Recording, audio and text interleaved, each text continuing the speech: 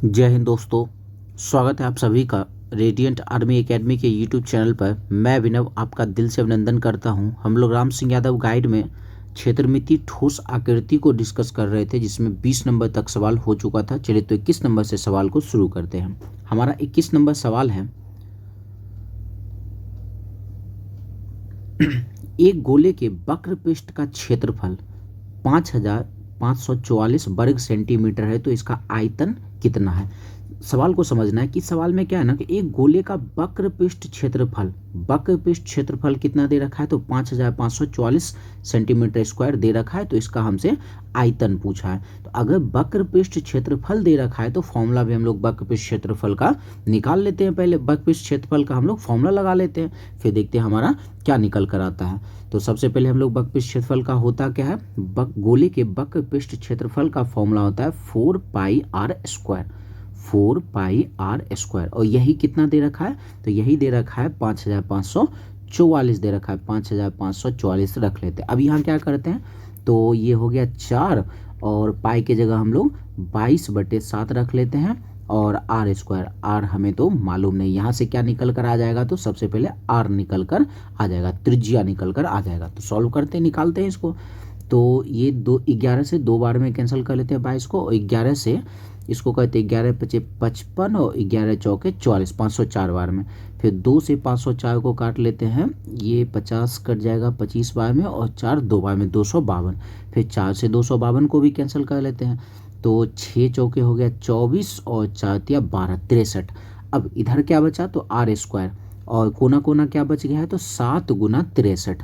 तो r² बराबर बचा है 63 × 7। 63 को हम लोग 9 × 7 = 63 लिख सकते हैं। इसको जानबूझकर तोड़ रहे हैं, और क्यों तोड़ रहे हैं अभी पता चल जाएगा। 9 × 7 = 63, इस 63 को लिख ले, 9 × 7 = 63, और एक बार ये 7 बचा हुआ है, 7 लिख लेते हैं। अब ये जो स्क्वायर है, ये स्क्वायर बराबर किस तरफ में आएगा, तो रूट बन जाएगा। तो 9 का रूट हो गया 3, और 2 बार 7 में से एक बार 7 निकल गया, हो गया ये 7। तो त्रिज्या क्या निकल कर आ गया, 7 × 3 = 21 सेंटीमीटर का हो गया त्रिज्या। अब हमसे पूछा गया आयतन, तो गोले का आयतन क्या होता है, तो गोले का आयतन होता है 4/3πr³। 4/3 पाई की जगह पे 22/7 r³। r हमारा कितना निकला है, तो 21, और इसी को करना होगा 3 बार गुना 21 × 21 × 21। तो 7 × 3 = 21, और एक बार 21 खत्म हो गया, तो क्या क्या बच गया, 21 × 21 × 22 × 4। इन सबको गुना करना पड़ेगा। तो ये 21 × 21 करेंगे तो हो जाएगा 441, और ये 22 चौके हो जाता है 88। तो 441 और 88 को हम लोग गुना करेंगे तो हमारा आ जाएगा 38,808 सेंटीमीटर स्क्वायर हो जाएगा। ऑप्शन नंबर हमारा ए हो जाएगा, ए नंबर ऑप्शन। चलिए तो नेक्स्ट क्वेश्चन हम लोग 22 नंबर पर आते हैं। आज के जो भी सवाल होंगे थोड़ा सा तो कैलकुलेशन वाला सवाल पड़ेगा, और ऐसे भी क्षेत्रमिति का क्वेश्चन जो होता है वो थोड़ा सा तो कैलकुलेशन पड़ ही जाता है। चलिए तो नेक्स्ट क्वेश्चन पर आते हैं और देखते हैं हमारा आगे का सवाल क्या है। अब हमारा सवाल है 14 सेंटीमीटर व्यास वाले अर्धगोले के 14 सेंटीमीटर व्यास वाले, ये 14 सेंटीमीटर ये क्या है, तो व्यास है। मतलब अगर 14 सेंटीमीटर व्यास है तो त्रिज्या क्या हो जाएगा, त्रिज्या इसका आधा, व्यास का आधा त्रिज्या हो जाता है। तो 14 सेंटीमीटर व्यास है तो त्रिज्या हो जाएगा 7 सेंटीमीटर। और ये कैसा है, तो अर्धगोला है, इसका संपूर्ण पृष्ठ क्षेत्रफल पूछा है। तो सबसे पहले अर्धगोला का संपूर्ण पृष्ठ क्षेत्रफल का फॉर्मूला लगाना पड़ जाएगा। तो अर्धगोले के संपूर्ण पृष्ठ का क्षेत्रफल क्या होता है, तो अर्धगोले का संपूर्ण पृष्ठ क्षेत्रफल होता है 3πr² हो जाता है। लगा देते हैं फॉर्मूला। तो ये हो गया 3 पाई की जगह 22/7, और r कितना है, व्यास 14 सेंटीमीटर है ना, तो व्यास 14, तो त्रिज्या इसका आधा, तो आधा कितना 14 का आधा 7, r² है तो 2 बार रखना पड़ेगा, 7 × 7 हो गया, कैंसिल कर लिए, 7 से 7 खत्म, और ये 22 × 3 हो जाएगा 66, और 66 को हम लोग 7 से गुना कर लेते, 6 × 7 = 42 का 2, बाकी 4, 6 × 7 = 42, 42 4 हो जाएगा 46, 462। अच्छा ये तो 462, ये सारा ऑप्शन हमारा पाई में है। तो एक काम करते हैं, ये पाई इसके जगह पे पाई रख लेते हैं, तो क्या होगा 7 × 7 = 49, 49 × 3 कर लेते हैं, तो 49 × 3, तो 9 × 27 का 7, बाकी हो गया 2, 4 × 12, 12 2 हो गया 14, और पाई का मान नहीं रखते हैं तो 147 पाई हो जाएगा, 147 पाई, ऑप्शन नंबर ए हो जाएगा। चलिए तो 23 नंबर सवाल पर आते हैं। अब 23 नंबर सवाल को देखते हैं है क्या। अब हमारा सवाल है कि एक ठोस गोलार्ध, फिर से क्या बोला है, गोलार्ध बोल दिया, एक ठोस गोलार्ध जिसका व्यास 28 सेंटीमीटर, फिर से व्यास अगर 28 सेंटीमीटर दिया है तो व्यास त्रिज्या क्या होता है, तो इस व्यास का आधा होता है, त्रिज्या कितना हो जाएगा, 14 मीटर हो जाएगा। तो आयतन हमसे पूछा है, तो ये अर्धगोला का आयतन पूछा है, तो लगा देते हैं हम लोग फॉर्मूला अर्धगोले के आयतन का। तो अर्धगोला का जो आयतन होता है वो होता है 2/3 पाई आर क्यू होता है। तो यहाँ हम लोग रख लेते हैं 2 हो गया 3, पाई के जगह हम लोग, पाई में तो ऑप्शन नहीं है, बिल्कुल नहीं है, तो 22 हो गया 7, आर क्यूब का मतलब है ये 28 तो व्यास है ना, तो त्रिज्या इसका आधा 14, तो ये 14 गुना 14 गुना 14 हो गया। इन सब को कर लेते हैं गुना, और हमारा दशमलव में तो उत्तर आने वाला है, ये तो सीधे सीधे पता चल रहा है। तो ये 7 से 14 काट लिए 2 बार में, अब तो कैंसिल होगा नहीं, तो यहाँ क्या करना होगा, इन सब को गुना करना होगा, ये 14 गुना 14 गुना 2 गुना 2 2 गुना 22 गुना 2, तो इन सब को अगर हम लोग गुना करते हैं तो फिलहाल हमने तो गुना करके रखा है, तो ये आ जाएगा 17,248 आ जाएगा, और इसमें नीचे 3 है ना, तो 3 से हम लोग भाग लगा देंगे, 3 से भाग लगाने पर ये आ जाएगा हमारा 5,000, ये 3 5 15 हो गया, और ये 57 और 4 या 12 9.5, ठीक है, तो 5,749.5 ये हमारा ऑप्शन आ जाएगा। ऑप्शन ये ऑप्शन किस में आ रहा है, तो ऑप्शन नंबर सी के आसपास आ रहा है, सी के आसपास, ये सी ही हमारा आंसर हो जाएगा। चलिए थोड़ा सा कैलकुलेशन वाला सवाल तो ये था। अब हमारा सवाल है नेक्स्ट कि एक बेलन, हमारा सवाल है कि एक बेलन के आधार की त्रिज्या 3.5 सेंटीमीटर है, तो बेलन के आधार की त्रिज्या 3.5 सेंटीमीटर दे रखा है तथा लंबाई मतलब ऊंचाई ये दे रखा है 8 सेंटीमीटर, तो बेलन का संपूर्ण पृष्ठ क्षेत्रफल क्या होगा। तो बेलन के संपूर्ण पृष्ठ क्षेत्रफल हमसे पूछा है, तो हम लोग बेलन के संपूर्ण पृष्ठ क्षेत्रफल का फॉर्मूला लगा देते हैं। तो बेलन का संपूर्ण पृष्ठ क्षेत्रफल क्या हो जाता है, तो बेलन का संपूर्ण पृष्ठ क्षेत्रफल हो जाता है 2 pi r into are plus h हो जाता है संपूर्ण पृष्ठ क्षेत्रफल। हो गया, फॉर्मूला लगाते हो, पाई में तो ऑप्शन है नहीं, पूरा का पूरा मान ही रखना पड़ेगा, 2 गुने पाई का मान 22/7 हो गया, और आर हमारा त्रिज्या कितना दे रखा है, तो 3.5, तो यहाँ रख लेते हैं 3.5 गुना आर प्लस एच है, तो आर प्लस एच इन दोनों को प्लस करके रख लेते हैं, तो 8 3 11 दशमलव हो जाएगा 5। अब इसका दशमलव हटाते तो नीचे आएगा 100, और इसका भी दशमलव हटाते नीचे आ जाएगा 100, ये कट जाएगा 5 बार में, 5 से 10 कट जाएगा 2 बार में, 2 से 2 हो गया ये कैंसिल। और अगर कैंसिल करें तो अगर ये 5 से कैंसिल हो जाएगा 23 बार में, 5 से 10 कट जाएगा 2 बार में, 2 से 22 कट जाएगा 11 बार में, नीचे तो कुछ नहीं बचा, ऊपर क्या बचा, 11 गुना 23 बचा है, तो 23 से कम 23 का 3 बाकी हो गया 2, और 23 2 हो जाता है, 23 2 हो गया 23 2 25, 253 centimetre square, option number C हो जाएगा। चलिए अगले सवाल की ओर प्रस्थान करते चलते हैं।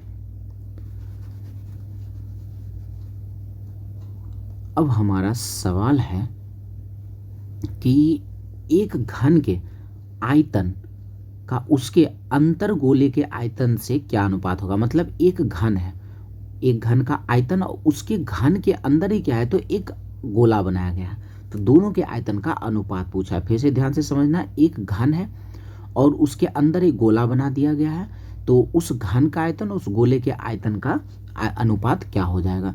तो इसको एक काम करते हैं, थोड़ा सा फिगर से इसको समझते हैं। ये समझते हैं कि एक घन, ये पूरा घन नहीं बनाते, घन आयताकार होता है, तो ये ऐसा बना लेते हैं। घन है तो सॉरी, ये तो घनाभ जैसा बना दिए, इसको थोड़ा घन जैसा बनाया जाए। घन में क्या होता है, तो सारा भुजा आपस में बराबर होता है, तो एक घनावाकार बना लेते हैं, मतलब एक वर्गाकार टाइप से एक बना लेते हैं, ये बॉक्स बना लेते हैं।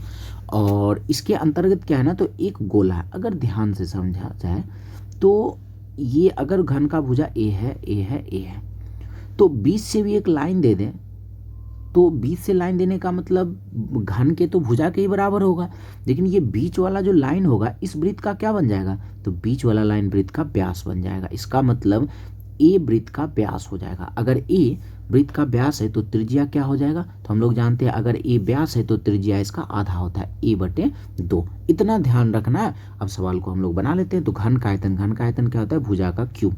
भुजा हम लोग ए माने हैं ना, तो ए का हो गया क्यूब अनुपात।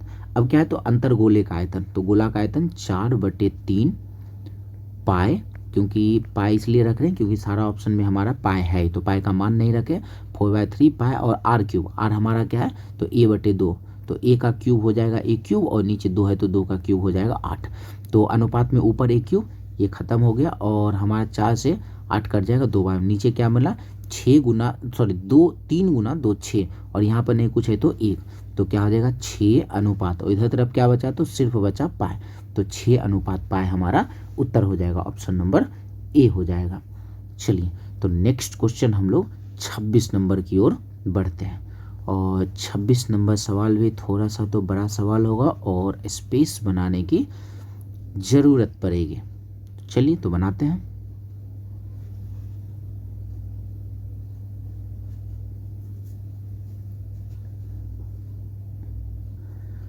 तो हम लोग अगले सवाल की ओर बढ़ते हैं। अब हमारा सवाल है 26 नंबर, 22.5 मीटर लंबे, 33 सेंटीमीटर चौड़े, 10 मीटर ऊंची दीवार बनाने में कितनी ईंट लगेगी। मतलब ये दीवार का लंबाई चौड़ाई ऊंचाई दे रखा है, यहाँ से ये लंबाई चौड़ाई ऊंचाई दीवार का हमारे लंबाई चौड़ाई और ऊंचाई दे रखा है, और कह रहा है इसमें कितना ईंट लगेगा, इस दीवार को बनाने में कितना ईंट लगेगा यदि ईंट की लंबाई चौड़ाई ऊंचाई 22 सेंटीमीटर, 15 सेंटीमीटर तथा 9 सेंटीमीटर दे रखा है।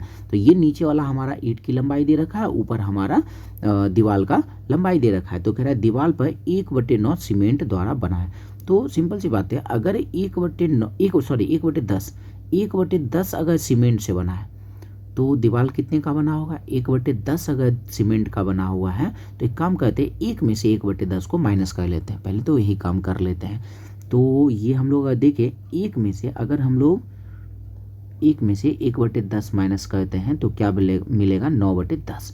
इसका मतलब ये है कि जितना बड़ा दीवार है उसका 9/10 में ही ईंट का प्रयोग हुआ है। तो ईंट की संख्या कैसे निकालते हैं, पहले तो दीवार का आयतन क्या हो जाएगा, लंबाई गुने चौड़ाई गुने ऊंचाई, और यूनिट का विशेष रूप से ख्याल रखना है।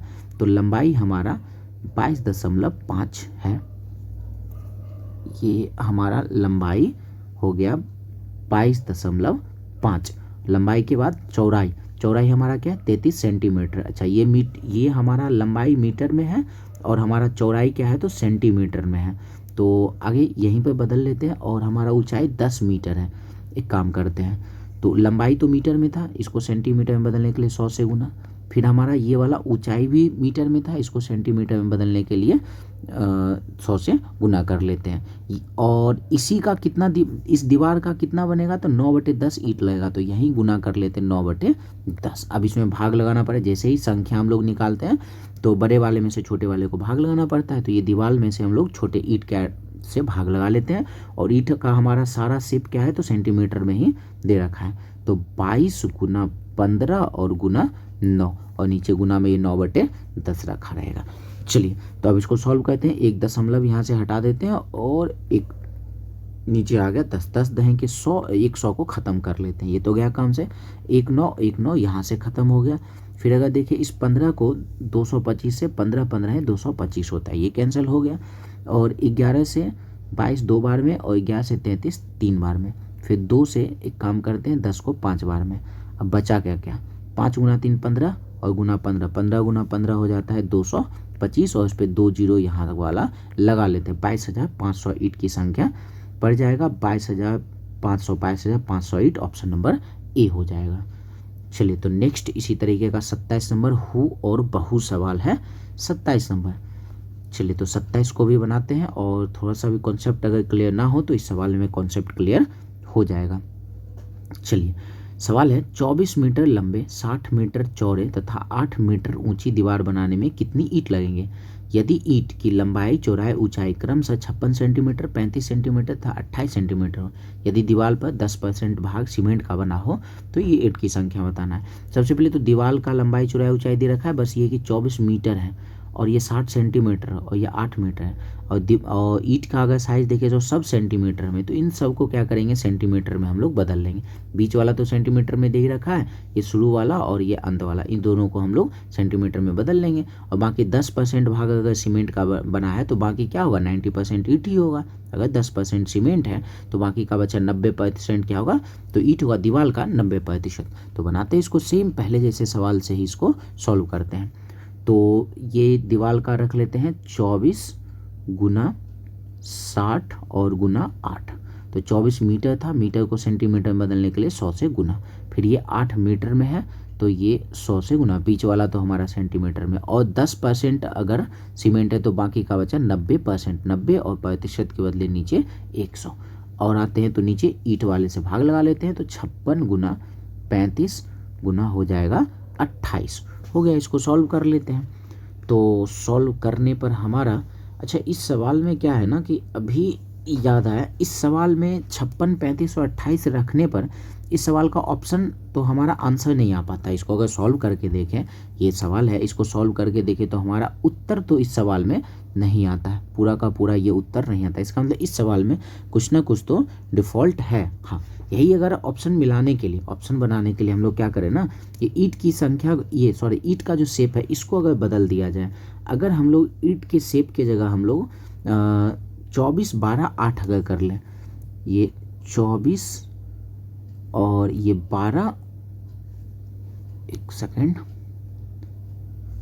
यहाँ 24 फिर ये 12 और यहाँ 8 अगर कर लेते हैं तो क्या होता है हमारा, ये ऑप्शन हमारा बन जाएगा 24 12 8 करने पर। इसको करके भी देख लेते हैं, तो ये पहले वाले ऑप्शन के हिसाब से तो हमारा बनेगा नहीं, ये बात तो श्योर है।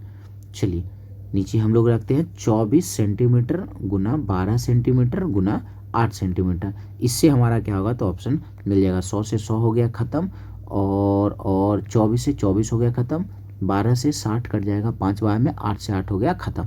तो 90 गुना 5 क्या हो जाएगा 450, और इस पर डबल जीरो अगर लगा लेते हैं तो 45,000, 45,000 ऑप्शन नंबर बी हो जाएगा। तो इस सवाल का ये जो डाटा था, नीचे वाला ईंट का जो शेप था ये गलत दे रखा था। बाकी जब इस बुक के सॉल्यूशन में हमने देखा तो सॉल्यूशन में क्या है ना, तो ईंट का शेप ये 24 12 8 ही दे रखा है, तब जाके हमारा ये आंसर मिल पाता है।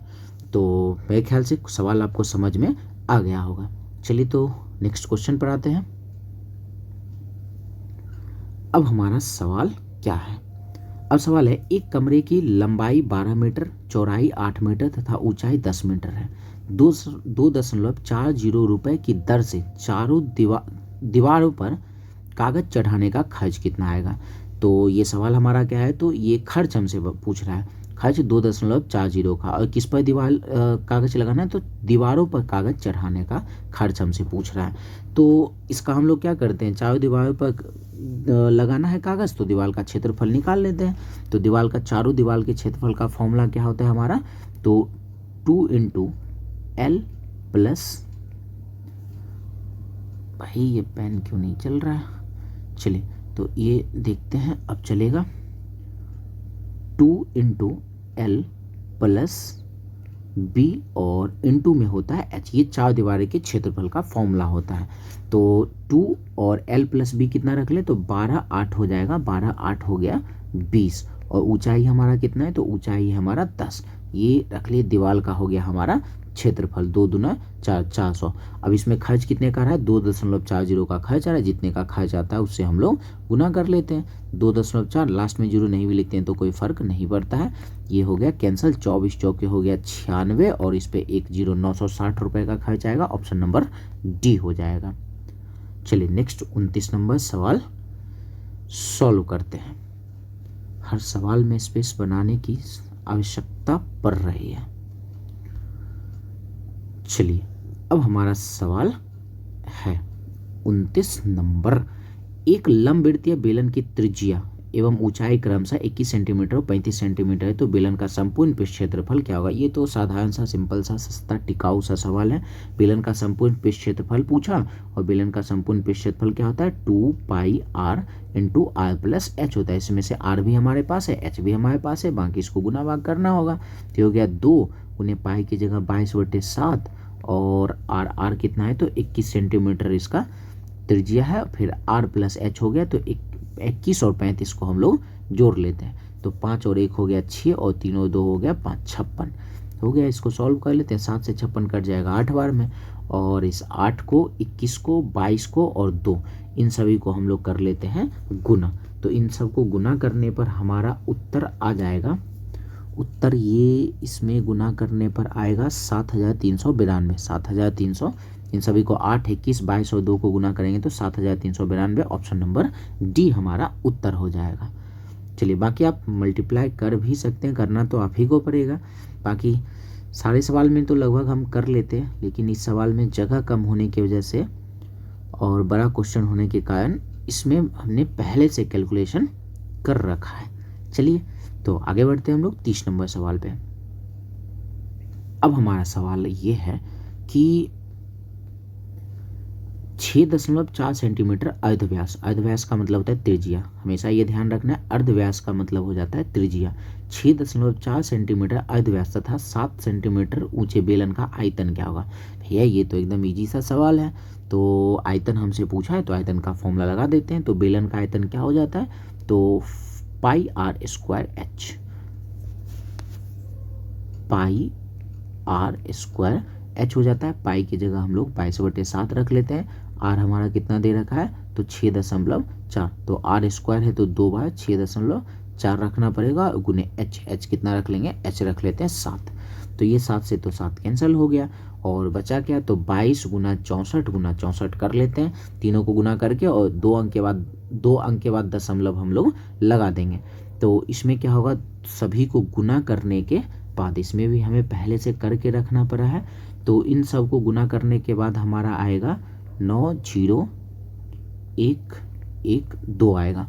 और इसमें भी 1 अंक के बाद दशमलव, इसमें भी 1 अंक के बाद दशमलव, तो 2 अंक के बाद दशमलव हम लोग लगा लेते हैं। तो 901.12, 901.1, एक ही ऑप्शन, ऑप्शन नंबर बी में है।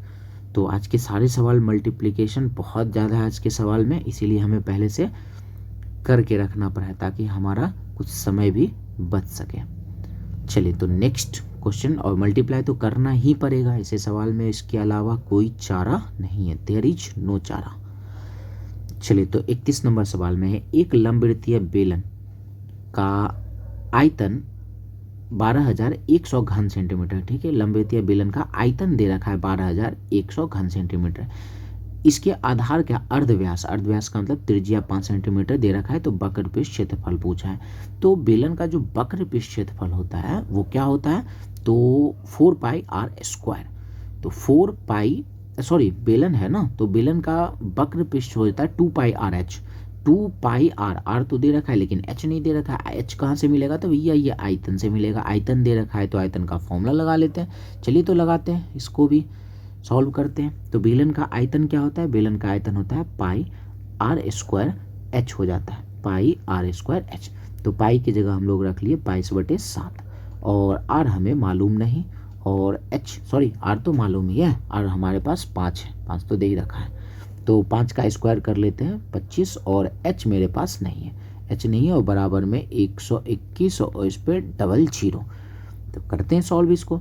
11 से कट जाएगा 2 बार में, 11 से कट जाएगा 11, 11 और इस पर 00, फिर 2 से इसको कैंसिल अगर करते हैं तो ये कट जाएगा 55 और ये 0 आ जाएगा, ठीक है। और फिर ये 25 से 550 को कैंसिल कर लेते हैं, तो 25 दूना हो गया 50, 50 और 25 दूना फिर से हो गया 50। एच बराबर क्या, 22 बार में कैंसिल हो गया, और कोना कोना गुना कर लेते हैं, 7 गुना 22, 7 दूना 14 का 4, बाकी 1, 7 दूना 14 और 1 हो गया 15, 154 सेंटीमीटर हो गया, इसका ऊंचाई हो गया। अभी तो हमारा ऊंचाई ही निकल कर आया।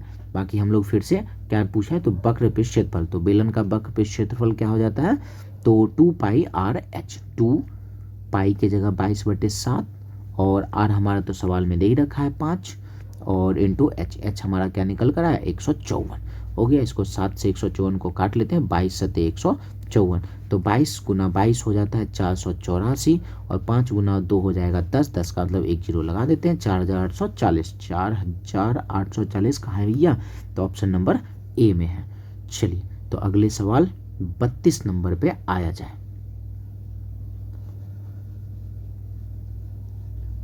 32 नंबर सवाल। अब हमारा सवाल है 32 नंबर कि एक लंबवृत्तीय शंकु का वक्र पृष्ठ क्षेत्रफल 4070 है। शंकु है, ध्यान से समझना, शंकु का वक्र पृष्ठ क्षेत्रफल 4070 दे रखा है। आधार क्या, अर्धव्यास, मतलब अर्धव्यास त्रिज्या 35 मीटर दे रखा है। तो संयुक्त शंकु की तिर्यक ऊंचाई, शंकु की तिर्यक ऊंचाई मतलब एल हमसे पूछ रहा है। चलिए तो निकालते हैं। तो शंकु का वक्र पृष्ठ क्षेत्रफल अगर 4070 दे रखा है तो वक्र पृष्ठ क्षेत्रफल का ही फॉर्मूला लगाते हैं। वक्र पृष्ठ क्षेत्रफल हो जाता है शंकु का पाई आर एल। तो पाई की जगह पे हम लोग 22/7 रखते हैं। आर हमारा अर्धव्यास या त्रिज्या 35 दे ही रखा है और एल नहीं दे रखा है। एल तिर्यक ऊंचाई होती है एल, और ये है 4070। हो गया, करते हैं सॉल्व इसको। 7 से कैंसिल हो जाएगा 5 बार में, 5 से इसको कैंसिल करते हैं, 8 × 5 = 40 और 14 × 5 = 70, 814 बार में। फिर इसको अगर कैंसिल करें तो 11 से 2 बार में, और 11 से ये कैंसिल हो जाएगा, 11 × 7 = 77 और ये 74 बार में। फिर 2 से 74 को 37 दूना 74। तो एल क्या निकल कर आ गया, एल 37। यही हमारा तिर्यक ऊंचाई होता है 37। ऑप्शन नंबर ए हो जाएगा। चलिए नेक्स्ट 33 नंबर सवाल पे आ जाते हैं। अब हमारा सवाल है, एक लंबवृत्तीय शंकु का वक्र पृष्ठ क्षेत्रफल 4070 वर्ग मीटर है। शंकु की तिर्यक ऊंचाई 37 मीटर है। तो शंकु का अर्धव्यास और ऊंचाई क्या होगा। ये जस्ट पहले ही वाला सवाल है, 32 नंबर वाला ही सवाल है, बस इसमें थोड़ा सा उल्टा फेरी कर दिया है। तो बनाते हैं इसको भी। लंबवृत्तीय शंकु का वक्र पृष्ठ क्षेत्रफल दे रखा है कितना, 4070। ठीक है, वक्र पृष्ठ क्षेत्रफल दे रखा है। शंकु की तिर्यक ऊंचाई 37 इस बार दे रखा है। तो अर्धव्यास, त्रिज्या, ऊंचाई पूछा है। ठीक है, निकालते हैं। शंकु का वक्र पृष्ठ क्षेत्रफल है दिया हुआ, तो वक्र पृष्ठ क्षेत्रफल का फॉर्मूला लगा लेते हैं। शंकु का वक्र पृष्ठ क्षेत्रफल क्या होता है, पाई आर एल। तो पाई की जगह हो गया 22/7। आर इस बार मेरे पास है नहीं, हाँ, लेकिन एल दे रखा है इस बार 37। तिर्यक ऊंचाई होता है एल, और बराबर में कितना हो गया, तो बराबर में 4070। तो यहाँ से हम लोग सॉल्व कर लेते हैं जैसे पहले सॉल्व किए थे। तो इसको सॉल्व करने पे क्या आ जाएगा, 11 से ये कट जाएगा 2 बार में, 11 तिया हो गया 33, 11 × 7 = 77, 3 से 370 10 बार में कट जाएगा, क्या बचेगा, तो 7 × 10। तो आर बराबर क्या आ गया, आर बराबर आ गया हमारा 70 आ गया। तो आर 70 आ गया, सॉरी 70 तो ऑप्शन में भी नहीं है भैया, कुछ तो गड़बड़ हो चुका है। चलिए तो एक बार चेक कर लेते हैं, एक बार चेक किया जाए, शुरू से ही इसको फिर से सॉल्व कर लेते हैं। सॉल्व करने में कोई आपत्ति नहीं होनी चाहिए। शंकु का वक्र पृष्ठ क्षेत्रफल दे रखा है, तो वक्र पृष्ठ क्षेत्रफल होता है पाई आर एल। तो पाई की जगह हो गया 22/7, आर दे नहीं रखा है, फिर एल की जगह पर हो गया 37, और ये कितना दे रखा है, तो 4070। फिर इसको करते हैं, 11 से इसको काट लिए 2 बार में, 11 × 3 = 33, 33 बच गया 7, 11 × 7 = 77 हो गया। ये 37 से कट गया 10 बार में। ठीक है, और 2 से 10, अच्छा ये हम लोग कैंसिल नहीं किए, 5 आ गया, 5 × 7 कर लेते हैं। आर बराबर क्या आ जाएगा, 35। आर बराबर 35 आ गया, 35 2 ऑप्शन में, आर यहाँ भी 35, यहाँ पे 2 ऑप्शन में है 35। अब एक काम करते हैं, हमसे ऊंचाई पूछा है, तो ऊंचाई निकालने के लिए क्या करते हैं ना, ऊंचाई निकालने के लिए √L² में से R² को माइनस कर लेते हैं। ऊंचाई निकालने के लिए L² में से R² को माइनस करना होगा। L हमारा कितना है, तो 37 के स्क्वायर में से माइनस करना होगा त्रिज्या का स्क्वायर, ये माइनस करेंगे हमारा उत्तर। तो इसको आप 37 के स्क्वायर में से 35 का स्क्वायर माइनस कर सकते हैं, या फिर ये A² - B², तो A + B × A - B भी कर सकते हैं। तो A + B करते हैं, 7 × 5 हो गया 12, और 3 × 3 = 6 72, और गुना 37 एक बार जोड़ दिए, एक बार माइनस करना होगा 2, 72 दूना 144, और 144 का रूट हो जाता है 12। ये सीधे सीधे हम लोग निकाल ले, 35 12, 35 12, ऑप्शन नंबर सी हो जाएगा। चलिए नेक्स्ट 34 नंबर सवाल करते हैं।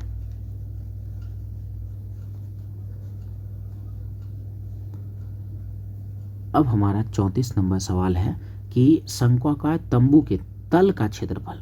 भैया ये तल का क्षेत्रफल का मतलब होता है आधार का क्षेत्रफल। जो शंकु का आधार होता है वो इस तरीके का शंकु का फिगर हो जाता है, ये हो जाता है शंकु का फिगर। तो ये जो तल है ना, ये वृत्ताकार भाग, इसका क्षेत्रफल दे रखा है 154। तो ये तल ये होता है, ये वृत्ताकार, ये क्षेत्रफल क्या होता है, वृत्त का क्षेत्रफल पाई आर स्क्वायर। तो पाई की जगह हम लोग आपको रखना पड़ेगा 22/7 और आर स्क्वायर तो है नहीं, बराबर ये दे रखा है 154। 22 सतह हो गया 154, 7 गुना 7 49। तो आर स्क्वायर बराबर अगर 49 है तो स्क्वायर इधर आके रूट बन जाएगा, 49 का रूट हो जाएगा 7। तो त्रिज्या हमारा निकल कर आ गया 7। तो हमसे पूछा इस तंबू को बनाने में लगा कपड़ा। तो तंबू को बनाने में लगा कपड़ा का मतलब ये है कि हमें हमेशा वक्र पृष्ठ क्षेत्रफल निकालना होगा। तंबू में कितना कपड़ा लगेगा तो उसमें वक्र पृष्ठ क्षेत्रफल ही हमेशा निकालना होता है।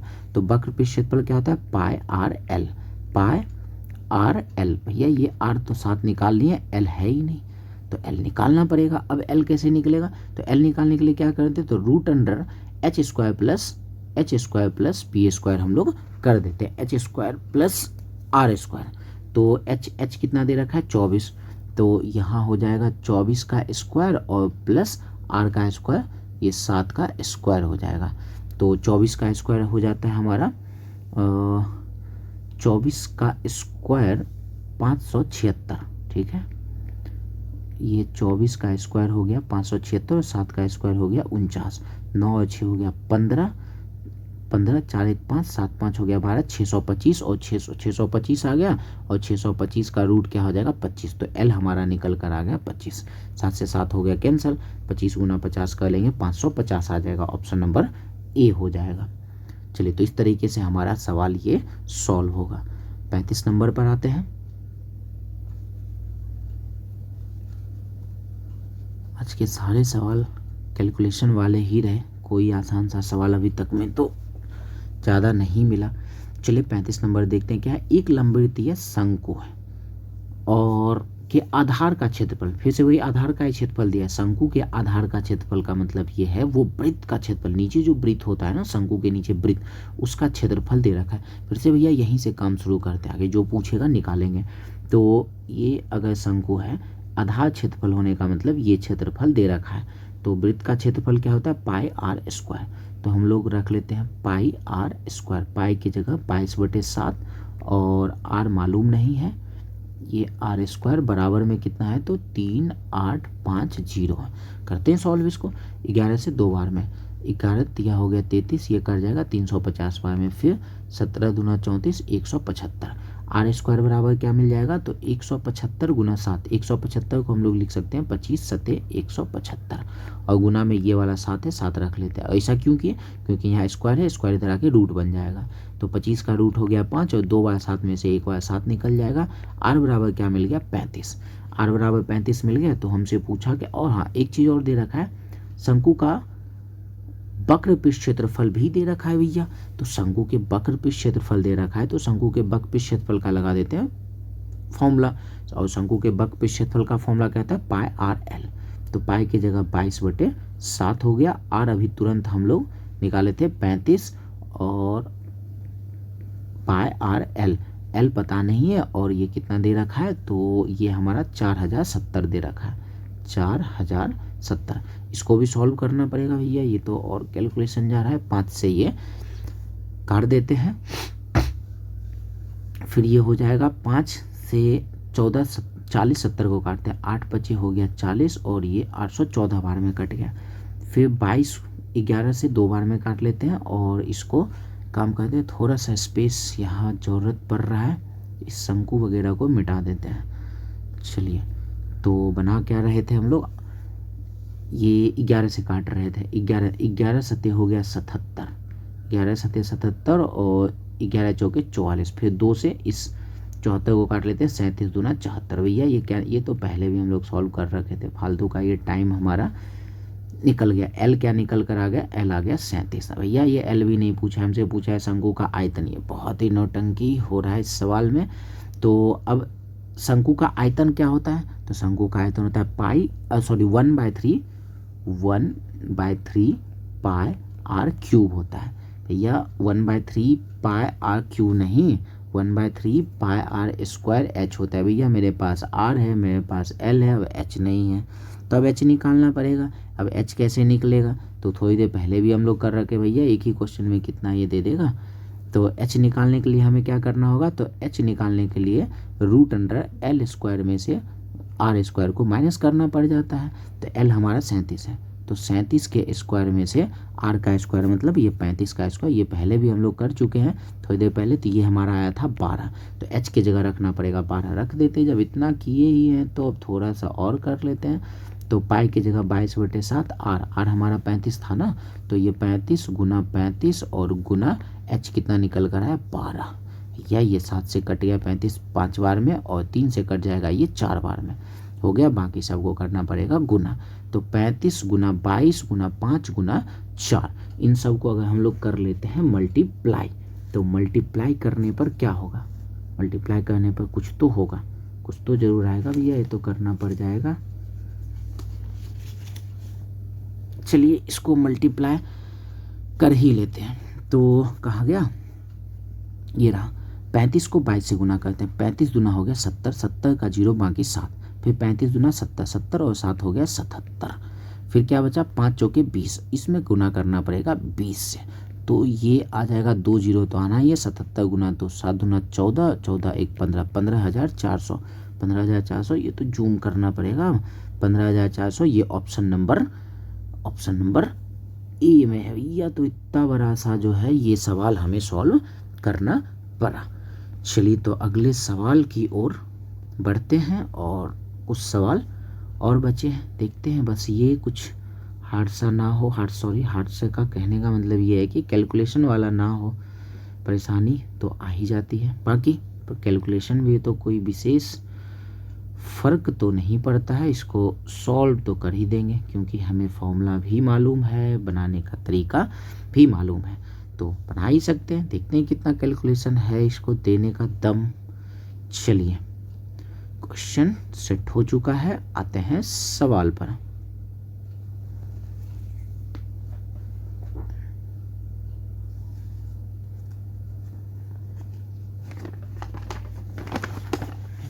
चलिए तो अगले 36 नंबर की ओर प्रस्थान किया जाए। एक लंबवृत्तीय शंकु का आयतन 68 मीटर क्यूब है।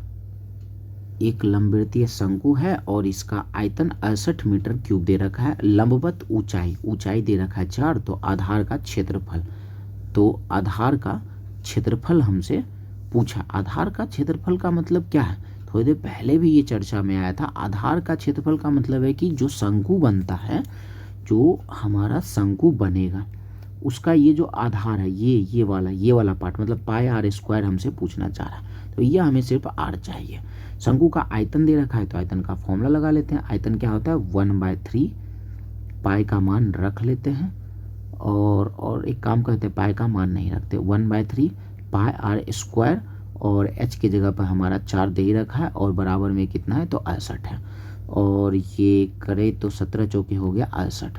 काम करते हैं, पाई का मान नहीं रखते, 17 तिया 51, पाई आर स्क्वायर का मान ही क्या आ गया तो 17 तिया 51, यही तो हमसे पूछ रहा था ना, ये वृत्त का क्षेत्रफल या आधार का मतलब वृत्त का क्षेत्रफल पाई आर स्क्वायर पूछ रहा था, यही हमारा आ गया 51। थोड़ा सा लॉजिक लगाने पर हमारा काम आसानी से हो जाता है। चलिए अगले सवाल की ओर प्रस्थान। अरे भैया ये क्या हो गया, ये मात्र 19 क्वेश्चन में ये लंबा सा वीडियो हमारा अभी तक में तो बन चुका है। चलिए और नेक्स्ट हमारा सवाल 37 नंबर है। अब हमारा सवाल है कि एक लंबवृत्तीय शंकु के आधार का व्यास 8 सेंटीमीटर, अगर व्यास 8 सेंटीमीटर तो त्रिज्या इसका आधा 4 सेंटीमीटर, त्रियक ऊंचाई L 35 है, तो शंकु का वक्र पृष्ठ क्षेत्रफल।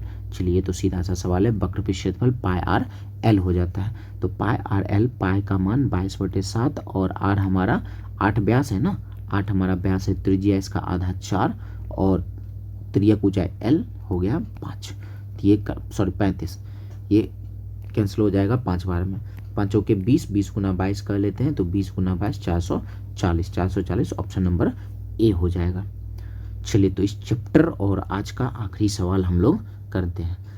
अब हमारा सवाल ये है कि एक घन की भुजा 1 मीटर है, ठीक है, घन की भुजा 1 मीटर है, तो आयतन क्या होगा। घन की भुजा 1 मीटर है तो आयतन क्या होगा, तो हम लोग जानते हैं घन का आयतन क्या होता है, घन का आयतन होता है भुजा का क्यूब हो जाता है, तो कर देते हैं भुजा का क्यूब। तो एक हमारा दे रखा है, भुजा कितना है तो 1 मीटर है, तो 1 का क्यूब क्या हो जाएगा, एक का क्यूब 1 ही होगा भैया, 1 मीटर क्यूब, 1 मीटर क्यूब। अच्छा 1 मीटर क्यूब तो ऑप्शन में है नहीं। 10 पे पावर 0 का मतलब क्या होता है, किसी पे पावर 0 इसका मतलब होता है 1, और घन मीटर का मतलब 1 मीटर क्यूब है। लेकिन अगर ध्यान से देखें, जल्दबाजी में आंसर नहीं करना है। हम लोग 1 मीटर को 100 सेंटीमीटर भी लिख सकते हैं। तो 1 मीटर की जगह 100 सेंटीमीटर। अब भुजा 100 हो गया तो इसका आयतन क्या हो जाएगा, 100 गुना 100 गुना 100, मतलब 1 पर सॉरी 10 पर कितना जीरो हो जाएगा, 2 2 4 6, 10 पे पावर 6 सेंटीमीटर क्यूब। भैया ये भी 10 पे पावर 6 घन सेंटीमीटर। अच्छा किलोमीटर में, तो मीटर को किलोमीटर में कैसे बनाते हैं, मीटर को किलोमीटर बनाने के लिए 1000 से भाग लगा लेते हैं। तो घन का भुजा 1/1000। आयतन निकालने के लिए इसका क्यूब करना पड़ता है। तो 1/1000 गुना 1000 गुना 1000, मतलब 10 पे पावर 9, और 1/10 पे पावर 9 को हम लोग लिख सकते हैं 10 पे पावर -9। जब ये ऊपर जाता है तो पावर माइनस बन जाता है, 10 पे पावर -9 किलोमीटर, 9 किलोमीटर क्यूब हो गया। तो भैया ये पहले ऑप्शन भी होगा, दूसरा ऑप्शन भी होगा, तीसरा भी ऑप्शन होगा, इसका मतलब ऑप्शन नंबर डी हो जाएगा। तो इस तरीके से हमारा ये चैप्टर और आज का वीडियो समाप्त होता है। बाकी इतना ही वीडियो में हमारा 40 मिनट का ये वीडियो बन चुका है। तो आशा करते हैं कि आपको वीडियो समझ में आया होगा, और अगर आपको वीडियो समझ में आया तो वीडियो बताएं ज़रूर कि आपको वीडियो कैसा लगा, क्वेश्चन समझ में आया, और अगर कुछ इम्प्रूवमेंट करने की ज़रूरत होगी तो वो भी हम ज़रूर करेंगे। तो अपना विचार ज़रूर दिया करें, अपना फीडबैक ज़रूर दिया करें कि वीडियो आपको कैसा लगा। चलिए, तो बाकी आपको वीडियो पसंद आया तो वीडियो को लाइक, शेयर और चैनल को सब्सक्राइब कर सकते हैं। साथ ही साथ हमारे कुछ सोशल मीडिया हैंडल है, इनसे आप हमसे जुड़ सकते हैं। बाकी आपको किसी भी तरीके का PDF चाहिए, चाहे वो GK GS हो या फिर प्रीवियस ईयर अग्निवीर आर्मी का प्रीवियस ईयर का पेपर चाहिए हो, या उसका वन लाइनर चाहिए, आप हमें इस मेल पर आप हमें मेल कर सकते हैं, आपको PDF सेंड कर दिया जाएगा। चलिए, तो मिलते हैं हम लोग नेक्स्ट वीडियो में। धन्यवाद।